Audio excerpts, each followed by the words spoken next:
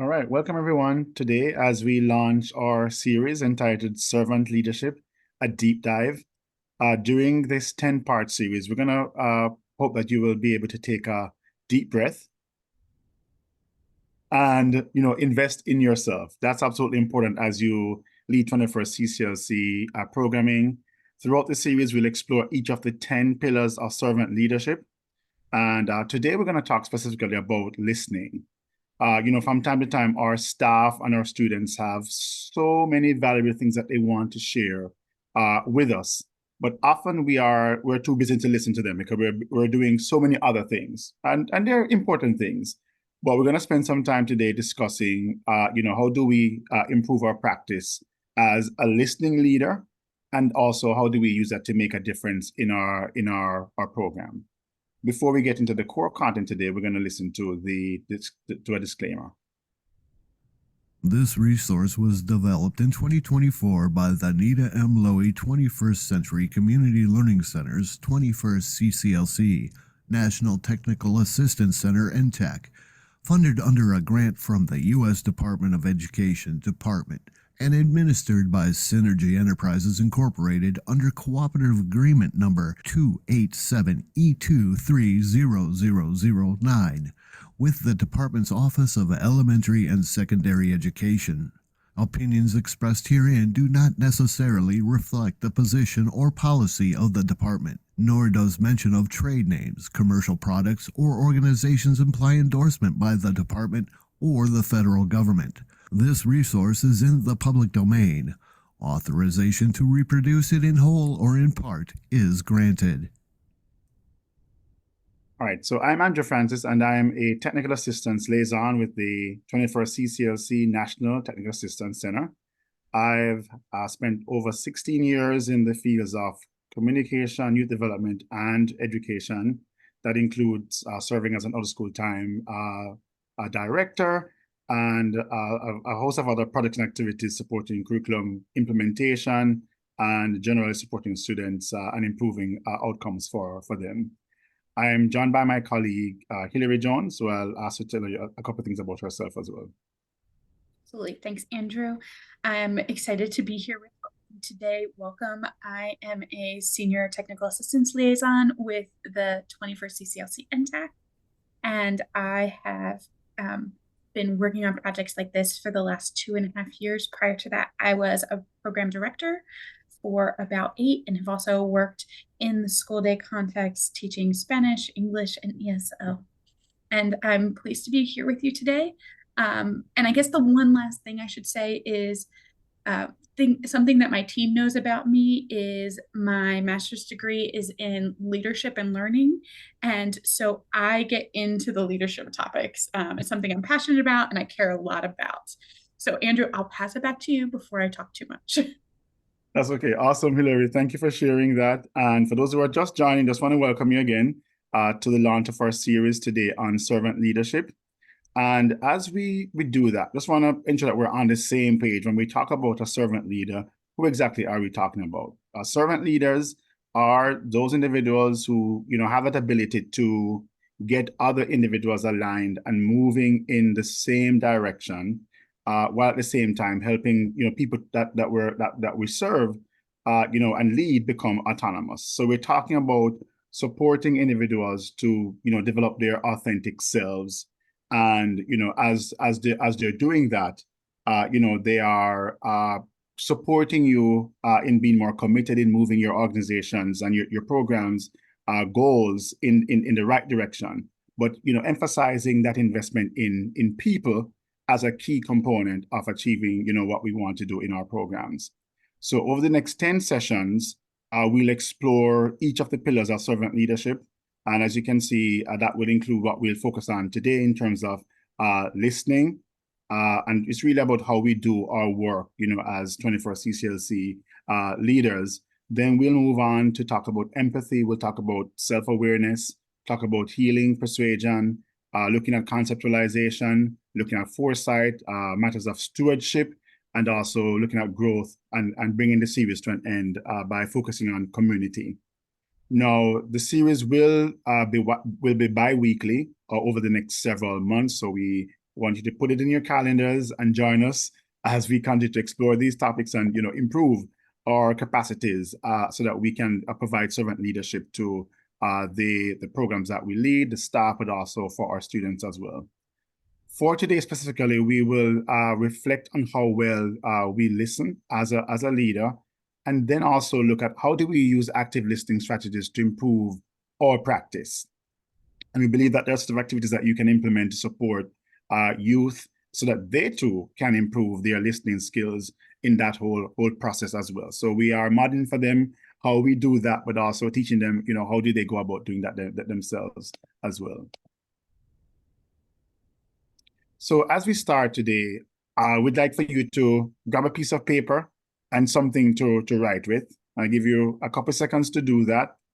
And whilst you are grabbing your piece of paper and a writing implement, a pen, a pencil, a marker, whatever it may be, a crayon, we'd like to ask for a volunteer today who will help us to move this activity forward. So is there anybody who would say, I'm up for it and I'm up for the challenge? I'll volunteer to help us go through this activity. Andrew, I think you should tell them what you're volunteering for. Well, I see Christina says she's willing. Oh, okay. Is that correct, Christina? Christina Jones? Is that a yes? But I'll tell you while you're thinking about it. So pretty much what we'll do is that we're going to send our volunteer today an image via direct chat. And they're going to look at the image and then unmute themselves and describe what's on that image to all of us. And then you're going to take your paper and your writing utensil and draw whatever they have described to you. So it's very simple, nothing too hard, I hope. So Christina, are you still up for the challenge? I feel like I was voluntold, but I'm up for the challenge. Thank you so much. Can you please explain again? All right, so let's go. So Hillary is going to send you via direct chat an image, right? Okay. Which we'd like for you to unmute, which you've done already, to describe to our colleagues here in the group. And they are going to, based on what you have described, draw that. And then we will process that on the other end of the activity in terms of what they've drawn, etc. You think you can do that for us? I can. So I can't say what it is. I just have to describe it. Describe it. Exactly. Awesome. Yep. Got it. All right. Here we go. So you're going to draw a circle.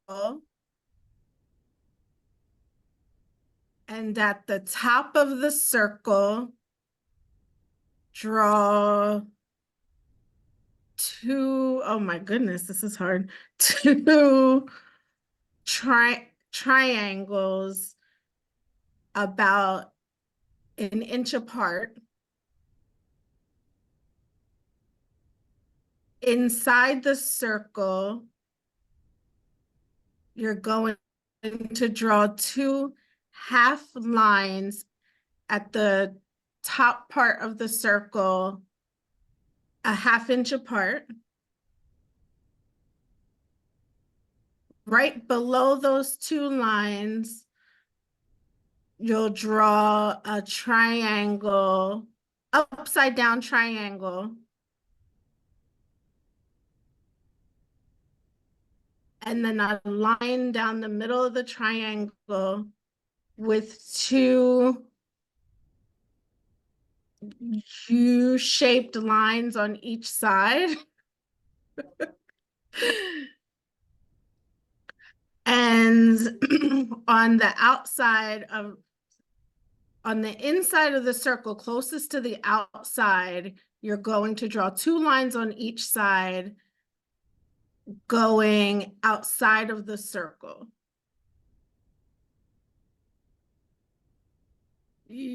That's all I got. I probably could have did such a better job.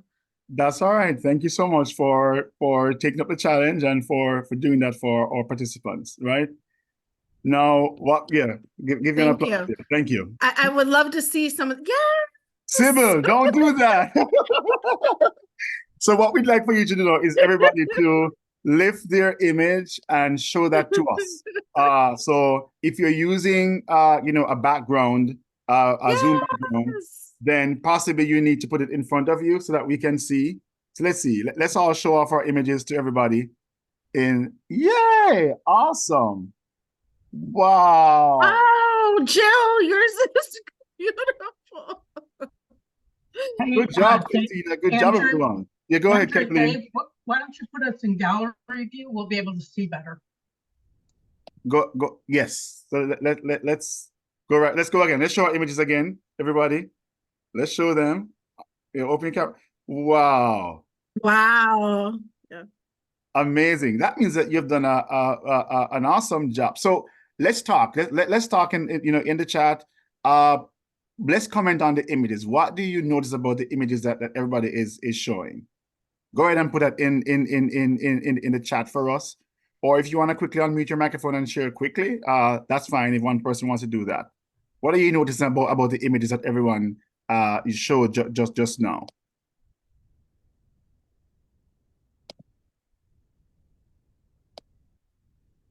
They're similar. Yeah, it's a cat. Wow. So we're getting some math dimensions here in terms of the geometric features thereof.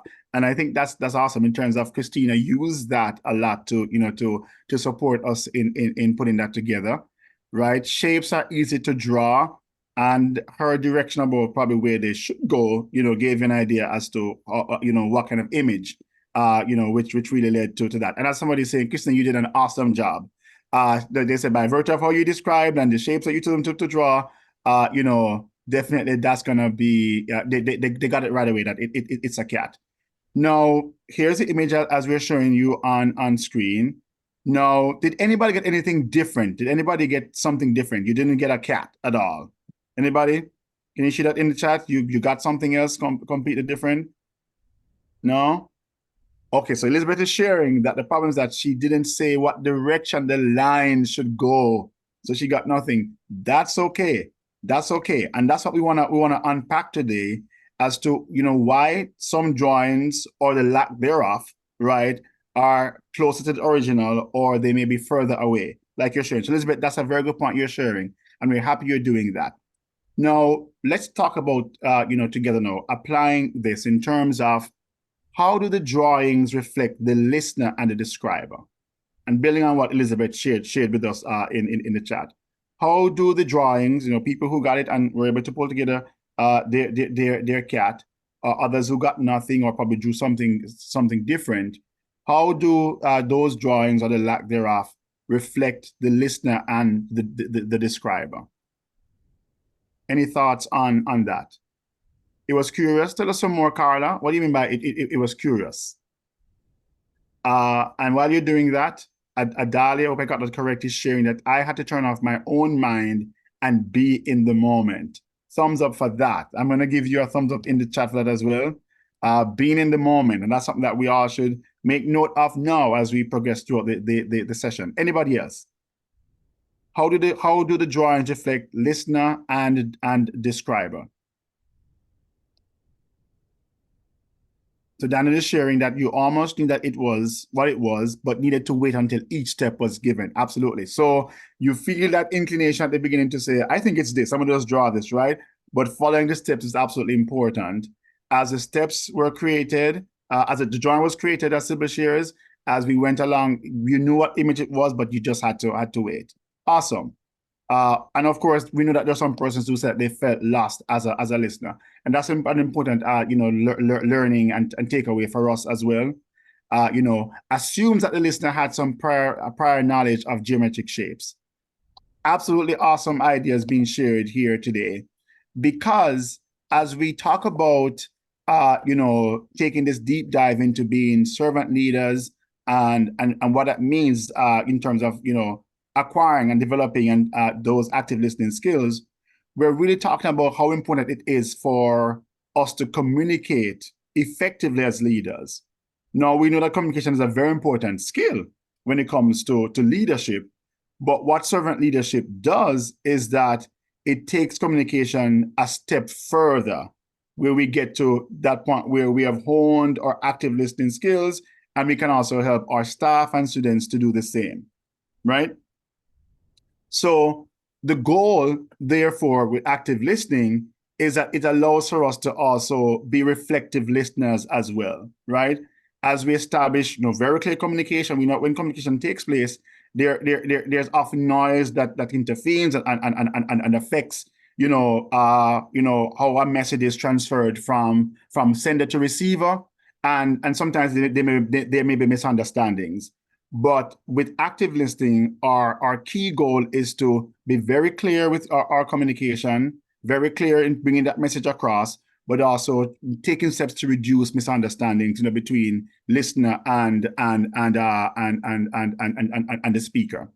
So when we actively listen, we're giving our full attention and we're trying to hear not only the words that people are saying, but also what are the underlying challenges or concerns that they may have. So I often talk about active listening being this whole body listening, essentially, not just with our ears, with our entire body, our minds being engaged as well, to understand the concerns, the challenges that the speaker may have. Now, when that's done, we achieve these three things that are listed on our slide. One, active listening allows us to improve relationships because the speaker feels that they're being heard, but also that you understand the intent of their words.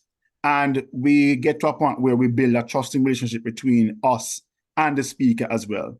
And that's absolutely important for high quality programming, that there's trusting relationship between us and our staff, between ourselves and our students as well. Now, when we have a trusting relationship, then we're also able to better make decisions because, we're in a position where we better understand what people mean by their words, but we also have more information that we can use to make decisions. So thereby we're making database and data-informed decisions that will be in the best interest of the staff, but also in the best interest of the program and the students that we're serving as well. With that, we are going to be able to reduce disagreements because we operate from a point where we're avoiding, judging the person. We're thinking more about the behaviors that they're sharing while and how they when they're sharing with us. And so we don't rush to a conclusion, as you said before, in judging that it's going to be a cat, or they're talking about this particular challenge or issue. We give them the opportunity to fully share with us.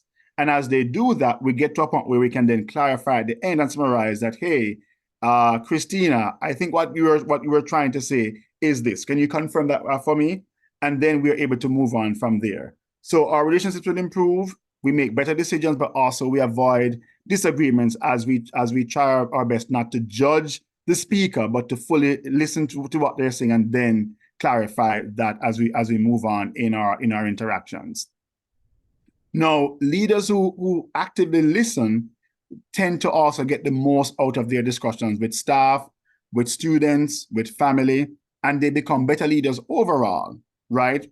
And so today we want to step back and reflect on where we are in terms of our active listening skills, and then build on a plan to improve that as we continue this journey to become servant leaders.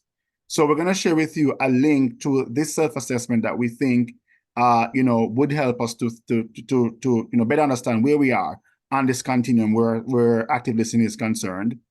And we want you to complete this reflection. As you do that, don't think about what you are or who you are on your best day or what you want to do as a leader, but instead identify what are your areas for improvement right now, right? And you can rest assured your answers are synonymous. So anonymous. So we don't know who is providing what response. And we'll take some time after to look at some trends at the end of the assessment.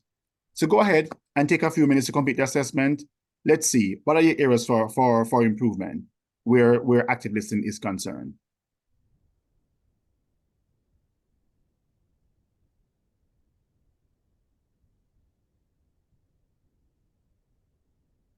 Let us know if you have any issues accessing the self-reflection in SurveyMonkey, and any support that we can give you to complete that activity.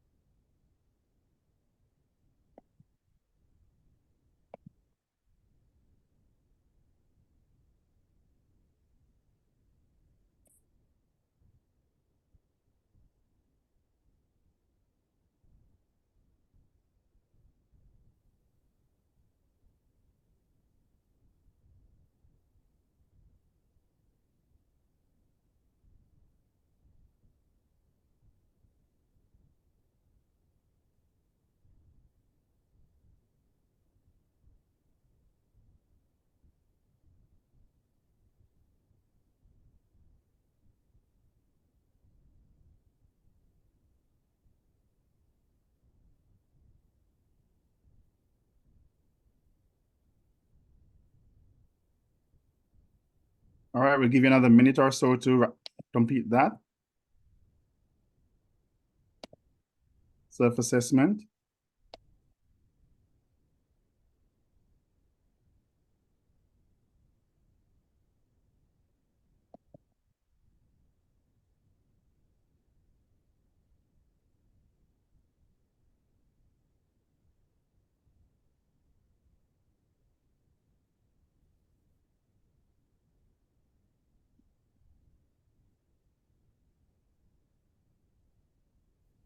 So if you're finished or when you're finished, go ahead and share with us your score in the chat or the range, actually, that you're falling. So are you between 49 and 65? Or are you between 31 and 48, which would be a good listener? The first one would be an active listener. Or are you between the 30 to 30 range?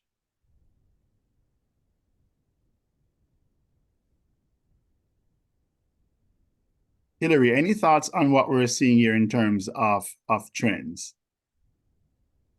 Do we have more people at the 49 to 65, the 31 to 48, or the 13 to 30 range? We definitely have more people in that 49 to 65 range, although that 31 to 48 range falls. And I think, Andrew, for myself, as I take that assessment, one of the things that I know is which day I take the assessment on would depend on my answers. And there's days where the number of things flying in my brain and through my program space have the ability to impact my capacity and my ability to focus and be that good listener. And so, or be that active listener. And so those are important things to think about. Yeah, and I'm happy you mentioned that earlier because it's also important for us to think about what that score means for you in terms of what areas are most challenging for you. That's important. That's probably the most important thing because a score doesn't tell the full story as to where you are and where you have been in your growth journey. So I'd like for a couple of people to share for us in the chat what areas are most challenging for you? Is it a matter of do you talk when somebody else is do you respond right when somebody is talking to you, right? Or are you someone who you maintain the eye contact with to a speaker, which could be a child or a staff in your program, right? Are you somebody who probably takes notes because you probably think that you'll forget what they're sharing with you? Where do you think are your areas for improvement? Are you somebody who, you're looking for body language, you're looking for expressions, you're looking for gestures? You probably interrupt because probably you think the person is not going in the direction they need to go with this conversation, right? Go ahead and share with us. What do you think, is your area that you find most challenging?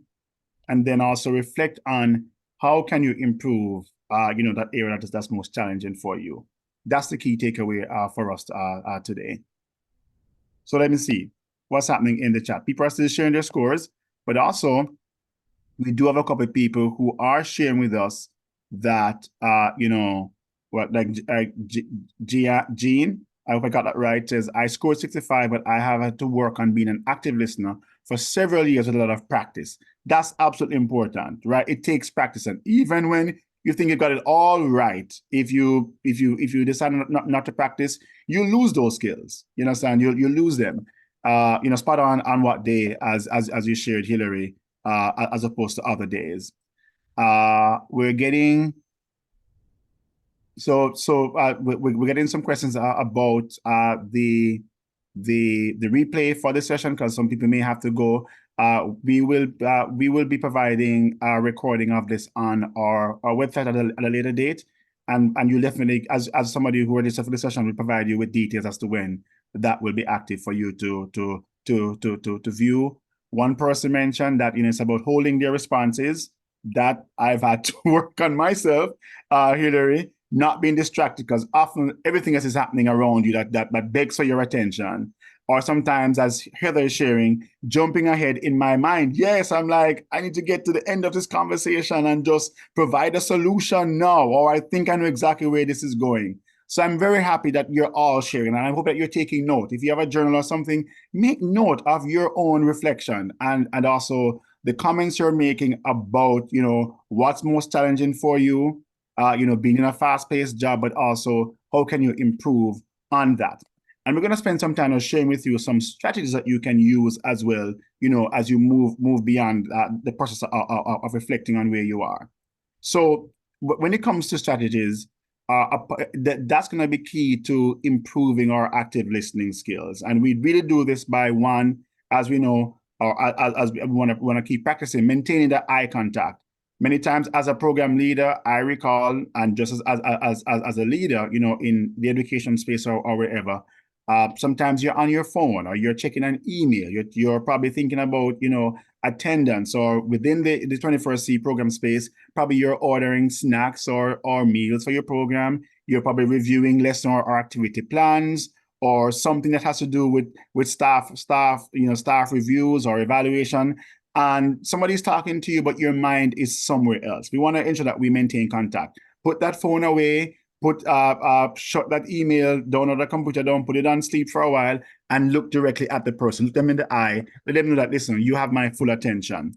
Now, that's important because you're able to visualize what they're saying, but you're also able to immerse yourself into that experience fully. You are present in that space. You're mindful of what is being said, how it is being said, and also, what that means, or what's behind what that staff or student is trying to communicate to you. And so you're more likely to understand what they're telling you, as you're able to give them eye contact, but also to reflect and to think about what they're saying, to see it in picture, see it in an image, but still remaining present in the space with them. While you're doing that, you're also able to watch for nonverbal cues, right? So sometimes our staff or students don't feel that they can say to us what they really mean, or they may soften that. So is there a drop in the tone of their voice, right? Is there a smirk, or is there that breaking, like a tear may be coming, or something that tells that, listen, this person needs some level of emotional support. And it can often be seen in other mannerisms. It could be a gesture, it could be an expression, it could be just a physical appearance. Are they looking away from you? They're not able to look directly into your eyes?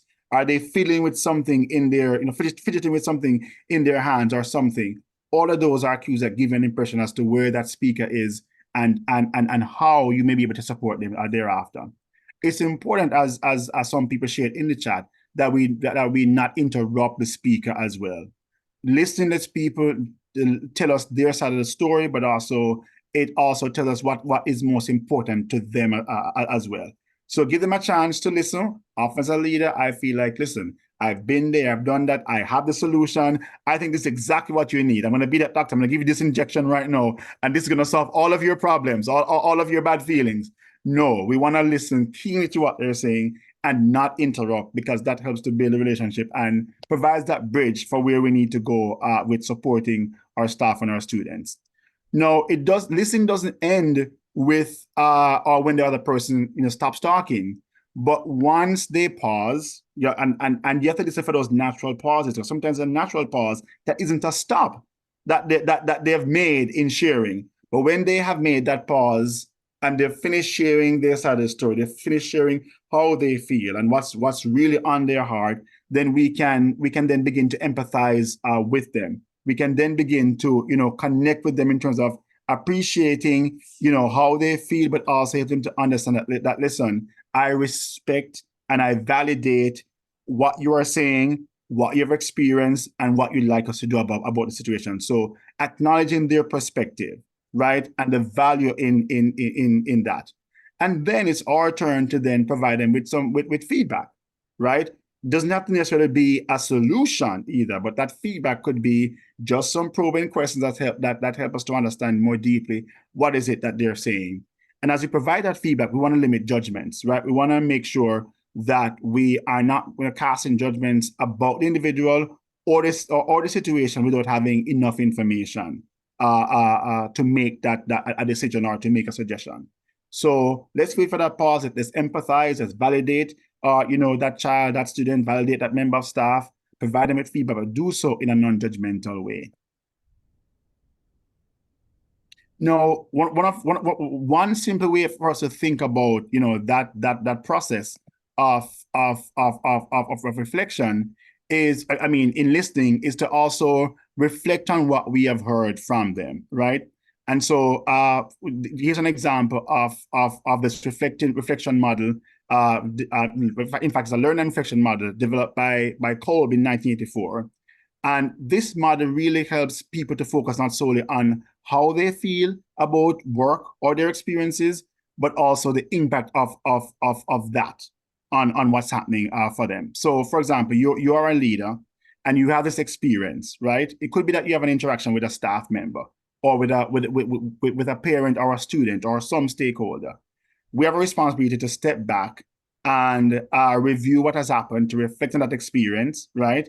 And consider then what the people are doing. And this can include their accomplishments, their outcomes, the activities, and the events. I have an example of this, and I want to share this before I even go to the other two. I recall that there's an experience between let's say, a food service assistant in the program I worked with, and a student, where that food service assistant said something that made that student feel extremely torn apart, lesser than themselves, and they shared that with their parent, who then made a complaint or report, Hillary. And so after collecting individual reports on that, I brought them into the office space. We sat down and I listened to each of them. And as I listened, in that space, I was able to concretize what was their experience. But then I walked away from that before making a decision right there. And we agreed on some next steps there.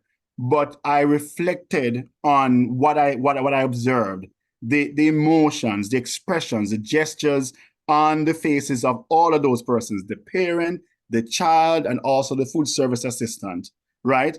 And having reflected on that, I also thought about all the accomplishments and the outcomes and the activities and everything, the train of events that took place for them. And then, I consider as well, what they were learning. And then I was able to come to have that abstract conceptualization, to begin to then draw some conclusions and to begin to learn from the experience and the interaction as to, what do I do in my program, or how do I support this child? How do I support this parent? How do I support this staff as well? Because they all need that level of support. But that only came through actively listening, coming to a conclusion regarding their experience, reflecting on what I observed, and then determining, okay, I could draw this conclusion and then actively then pursue or experiment or plan as to what I will do then, in response to what would have happened. And that's the approach that we can take as leaders to, to come to that place where we've settled on the experience. We reflect, we observe, and having drawn those conclusions based on our conceptualization, we then move forward with a plan and test those hypotheses as well. Now, to look at that more simply, we could just think about the what, the so what, and the now what for all the people who are involved in that, and those who are the speakers who are pouring into me as a leader. When you think about the what, we're asking, what are the objective phases and events, right? What really happened? What did I observe? What was the issue that needed to be addressed in that situation? And I haven't thought about the what. I then moved to think about the so what, analyzing the experience, asking myself the question. You can do this as well. Ask yourself the question, did you hear, smell, or feel anything that surprised you from that experience? There are many things that did surprise me, right? But how is what you heard different from what you expected? Going through that process of analysis to get to a point where you can provide that support.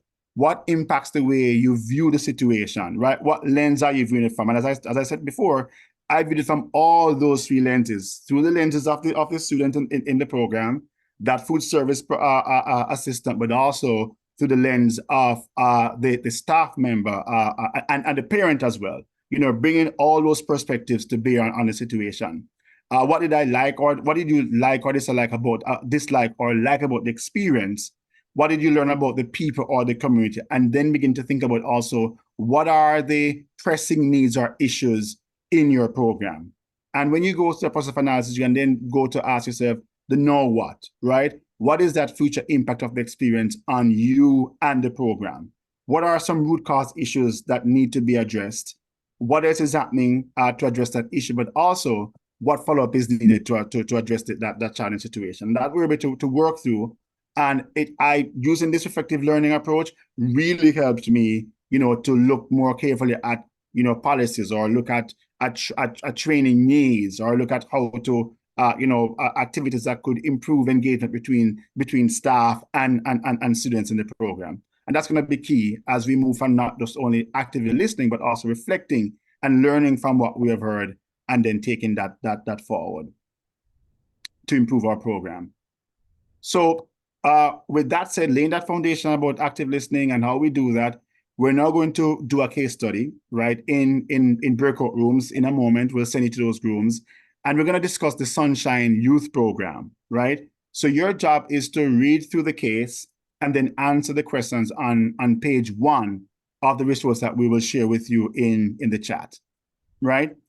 Having read through the case and answered those questions, we'd like for you to come up with a plan for how you would address the challenges that the program is facing. And we're going to give you 10 minutes to do that first activity.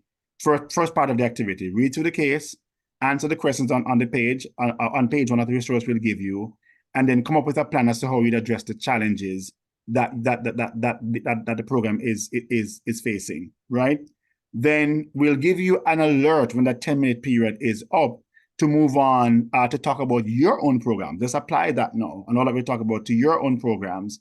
And we'll give you about 20 minutes to talk about some of the challenges that you are facing in your program and how you can address those problems. And there are also a set of guiding processes that we'll give you on page 2, to help you to work through the aspects relating to your program. When we come back on the other end, then we'll ask for each group to share some of your solutions for the case study.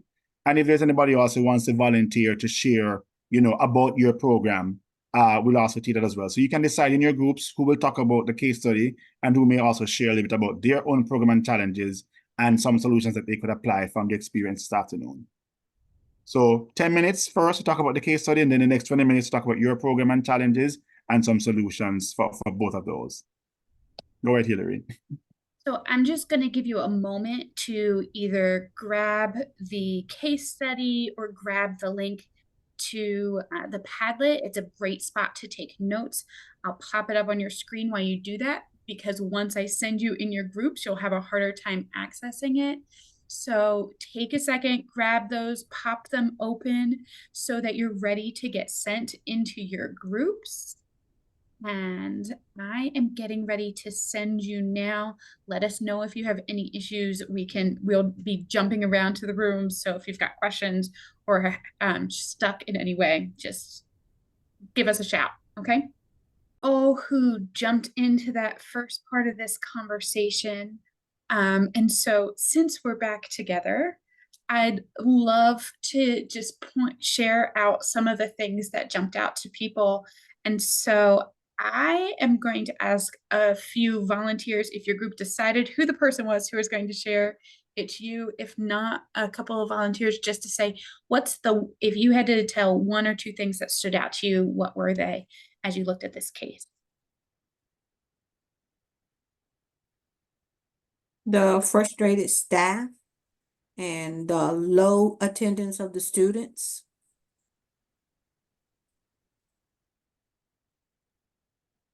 This is Sybil, and I was in group 4. And I think what stood out to us was the leader was a dictator more so, that it was not a group effort. It was just a dictatorship that did not work.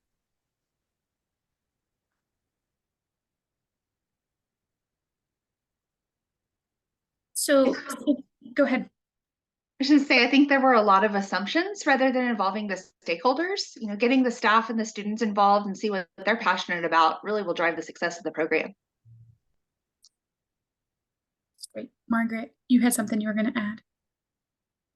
We had shared a similar sentiment as what she had just said, that we really felt as though It may not have been intentional, but her passion and dedication was clear, but her lack of, it was clear that her staff was disengaged, our students were disengaged, and, taking into consideration their opinions and bringing them along on that, change curve with her would have probably engaged them more and made the follow through in that programming change a lot more successful, throughout that journey. Absolutely. I think even though, like at the staff meeting, it was really clear that, it wasn't a two-way street. The staff meeting was just a place where she was making announcements of what she was going to do, but never really involved the staff to say, so I'm thinking of doing this. What does everyone else think? And does anyone else have other ideas? But she simply made it as an announcement that she had already started this process and clearly had no idea that it wasn't going to work. Because not only didn't she talk to the staff, she didn't talk to the students either. I think I was in group 4, but we didn't have a lot of time, it seemed like, to go through everything. There was a lot of questions for a lot of issues that were going on, but what we really had talked about is that maybe just backing up right from the beginning and starting all over with, how do you develop that trust with staff? So start building relationships with your staff, and including empowerment. So that really starts with open communication. And so if we're going to, I'm sure she was frustrated and we weren't sure what she stepped into 18 months ago, but maybe to just sit down with staff individually and just start having conversations about what's working, what isn't, and then brainstorming with the entire staff about how to move forward. Absolutely. And I think the conversations that I heard were much along the same vein of, you have to build that rapport and relationship with staff before you can move into some of these other challenges. And that sounds like doing a lot of listening up front. And so we're going to send you back in your breakout rooms. I know some of the groups got a chance to do this, but most of the groups did not. And what we're going to do is ask you to think now about your own programs, and especially those pain points, those places where you're struggling, where you're wrestling, and think about, what can I do around listening to improve that? And there's some guiding questions on page 2 of the handout that we shared with you previously, but we want to give you a couple of minutes just to talk with colleagues in real ways about the things that you're facing in your programs and program spaces. So I'm going to send you back in your same groups, and we'll go from there. Come back together. It has been a pleasure to get to listen to one of your groups share and talk about what you're doing and how listening has, either the places where it's been a challenge and how listening has worked for you. And although I would love to call on some people, I won't put you on the spot. But if you have something that you say, we've done this to support listening either to our staff or to our students and it's worked, I think that this would be a valuable place and time to share that, because there's people in this group who are here looking for ideas, here looking for solutions. So I'll open the floor and say, please, either in the chat box or by unmuting, tell us what you've done around listening to your staff, to your students, that has worked.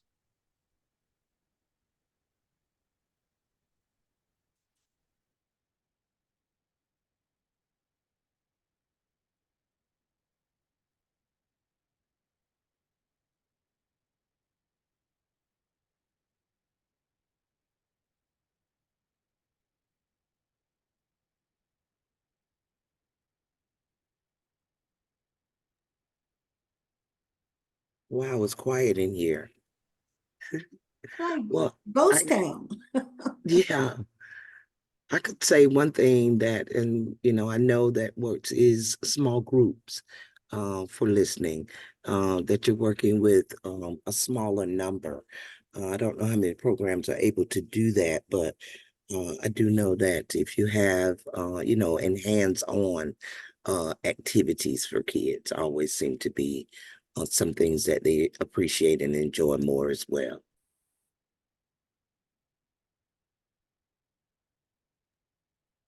Patricia, you're up, and I'm glad you decided to unmute your microphone because you were one of the people who I wished I could have called on. Oh, okay.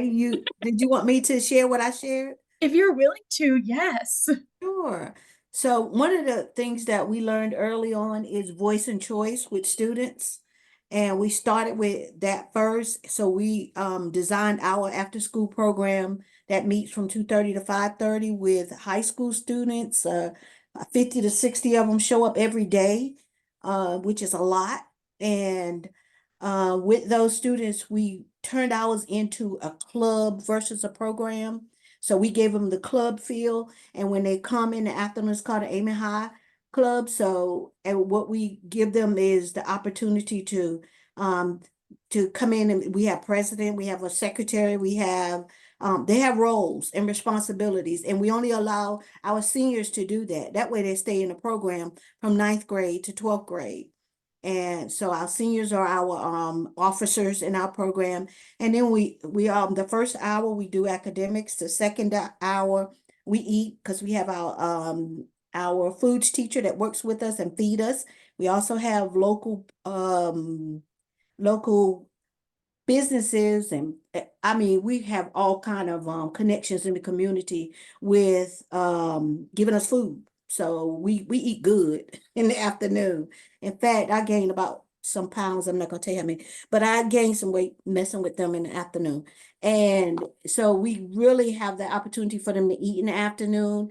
They eat this in the last hour, they put up their phones and they're actually talking to each other.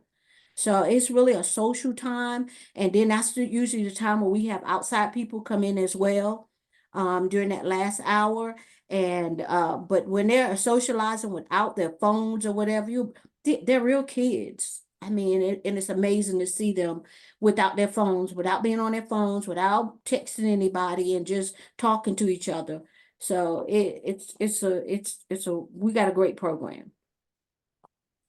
No, it sounds like, Patricia, one of the biggest challenges that we hear from people, no matter where we go, is working with older students and engaging them in the process. And so obviously you've done that work around listening. You've put them in those leadership roles very intentionally to do that on a large scale with your students. So that said, we're going to continue on in this conversation a little bit, and we're going to talk about giving feedback. And Sybil, I think it was you who asked the question back about a half an hour ago. Okay, but I thought active listening is a conversation, right? Active listening is part of this process of giving feedback and receiving feedback. And we would say to that, yes, and we just hadn't gotten there yet. And so often when we listen as leaders, we're responsible to give some kind of feedback, right? People are coming to us because they're seeking something, some input from us. And Andrew talked about that reflection process. And sometimes that reflection process has to happen, boom, immediately, so that we can continue on and give that feedback. And sometimes there's time, as in Andrew's example, to walk away and have that conversation at a later time and further down the road. And so no matter where that is, we didn't want to talk just about listening, but how to use your listening and what you've heard effectively to move forward in your conversation with your staff or with youth. And one of the ways is making sure that the feedback you give is well received. We like to talk about the feedback sandwich, where you open with praise, right? What is your staff member doing well in this situation, in their work? That requires being a leader who's present, who's engaged enough to know what those things are. And then share your area of concern, the area of challenge, the thing that you're thinking about in this conversation. Sometimes our feedback has to address a tense situation between a parent and a staff member, or between a staff member and a student, right? Sometimes in those leadership roles, we have to talk about the hard things.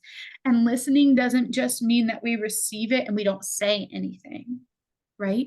Listening says that we can speak clearly to what are the things that we've seen, and can tell the parent, the staff member, the partner, the student, what you know.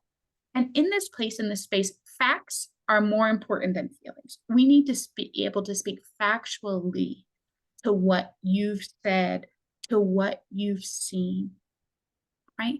And then concluding with both praise and a plan for how you can address that area of concern together, right? That plan for how you and the staff member can address the behaviors of a student in this group.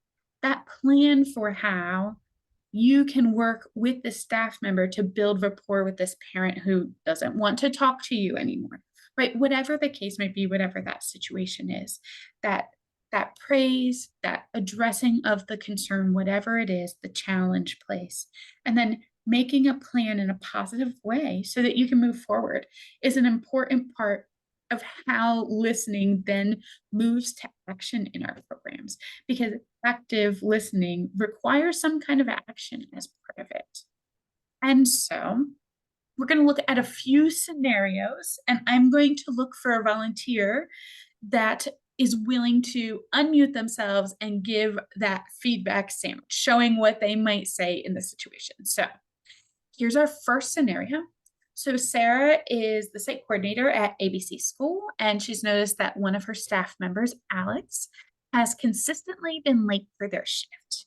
A few weeks ago, you had discussed that Alex's class this semester isn't finished till 2:15 on Mondays, so Alex wouldn't be able to get to the site until 2:30 p.m. You planned to accommodate that because the students love the robotics club. Alex leads on Mondays. Okay, so you'd made a plan around this one time they were going to be late, but they are consistently later than that. What would your feedback sandwich sound like?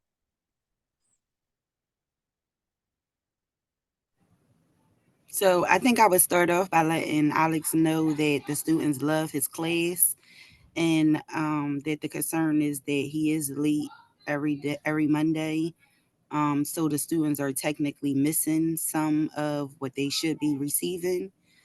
And then I would reiterate to him that the students love his class, and that we needed to figure a way for Alex to get there on time, or maybe even change Alex's day if possible. And that, Rashida, is the planning part, right? That's the piece of saying, hey, is Mondays really not working? Can you not get here in 15 minutes from the time class ends to the time you're supposed to be here at work, right? Is that enough travel time? Beautiful. Here comes another one. Next scenario. Jose is the project director at Sunshine Scholars and Out of School Time program. Tanya is highly organized and detail-oriented, and she's a site coordinator. She submits everything on time and has positive relationships with her staff and families. When you visit, students are always having fun and they always do a lot of special events.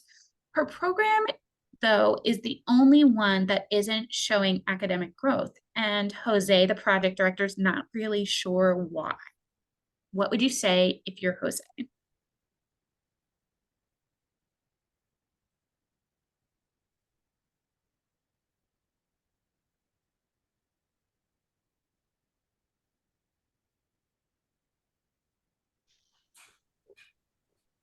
Hi, this is Sybil from Washington, D.C.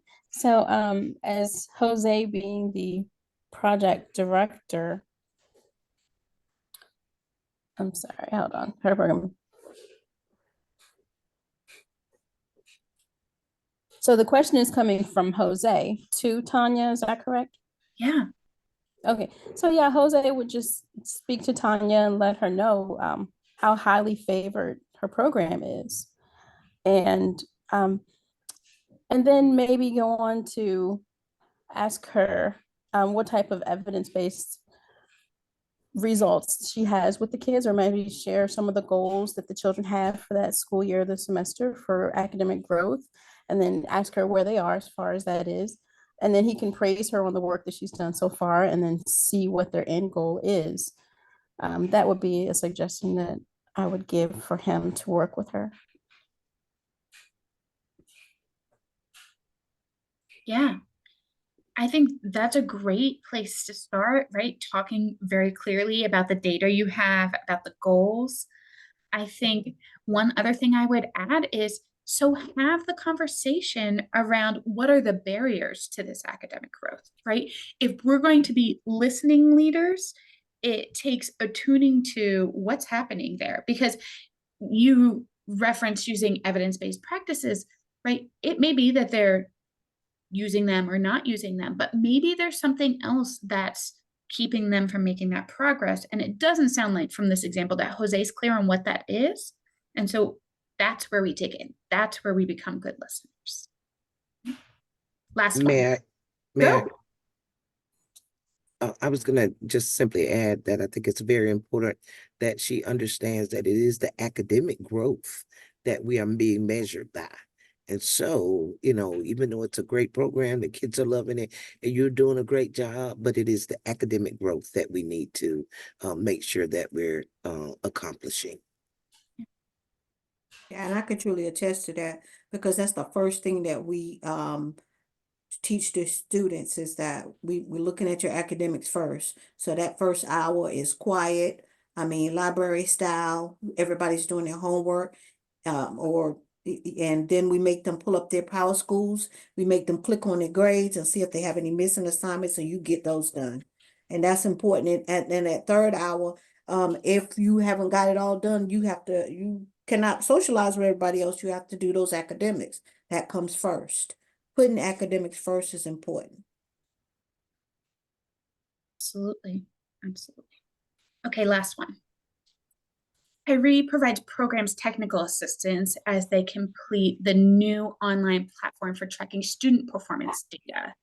One of the school districts, Valley View School District, is experiencing challenges with the new platform.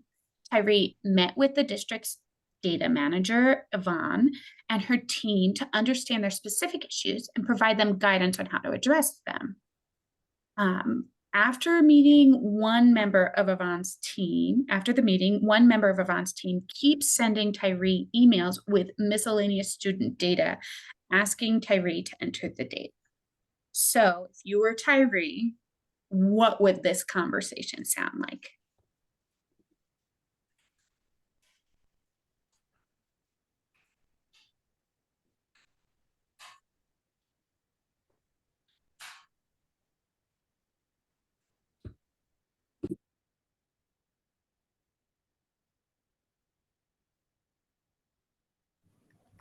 I guess we would start off by thanking them for coming to the training. Obviously, the person didn't pay attention, so or take notes. So that would be part of my concern to them. Did they have any follow-up questions? Maybe the program technical assistant person going back out to the site to do another training, maybe based off of the questions or concerns that one of the members keeps sending in. And then I don't really know how to praise him at this point, because he obviously didn't pay attention. But the plan would be to go back out and possibly do another training, maybe a little more in depth. Yeah, I think that's great. I think I'm putting on my state agency hat a little bit. And I think for the state agency, well, you're sending us the data at least. Like, thank you for sending us data, because I know some of these state leaders spend a lot of time hunting data, right? So there's the praise. But yeah, the concern is, listen, we talked about the process and how to enter the data. What are the barriers and challenges to entering that data, right? Stacy turned on her camera and is nodding her head. Do you want to add something? No, that's exactly what I was going to share. Hey, we just so appreciate the fact that you are collecting data on your students and that you are willing to share that and make sure that we know the progress that your students are making. So let's make sure that in providing that data, that first of all, that you have it kind of organized in a way that we probably shared in the training, and maybe we can come back out and do the training again. But let's talk about how you can make sure that on your end that you have all the data that you need, that you have someone on your staff who really understands that data, and that they can put it together so that when it's sent to us, we'll better understand it. So that's probably how I would go about it. I think that's exactly it, Stacy. And that sends us right to where we're headed, is that our responses that we give to staff when we're addressing these conversations can be directive. They can be where we're going to solve people's problem for them. We're going to tell them, this is how you're going to do this. And sometimes they need to be non-directive. They need to be helping someone solve their own problem. And so this can look like, on the directive end, instructing them, telling them exactly how they are to do it, right? It can be offering guidance, slightly less directive, right? Slightly less forward in our approach. And it can sound like providing best practices and clear expectations without telling others how to do it. It can sound like making suggestions that lets the individual have some guidance while still having the power and responsibility to make the decision for themselves, how they're approaching it. It can be asking questions to raise awareness. These questions have to be tactical, but for some of our staff, for some of the people we work with, this can be sufficient for helping them identify what the need is, right? Helping them think about, in this last example, we looked at what the process is. And then summarizing what the individuals told you or what you've observed.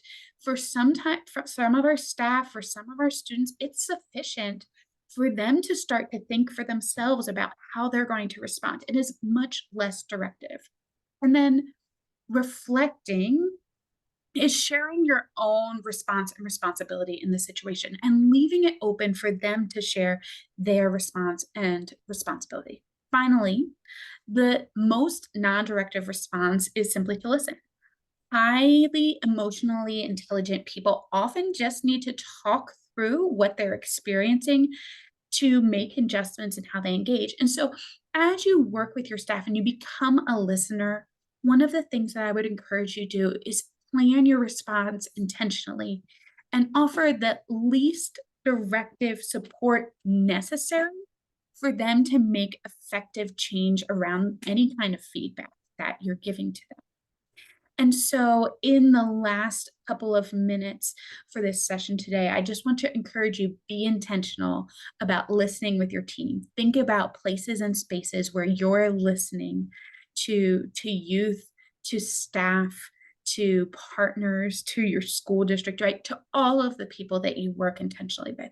And then be responsive, because listening without a response is not active listening, and choose the approach that's best for those that you're working with.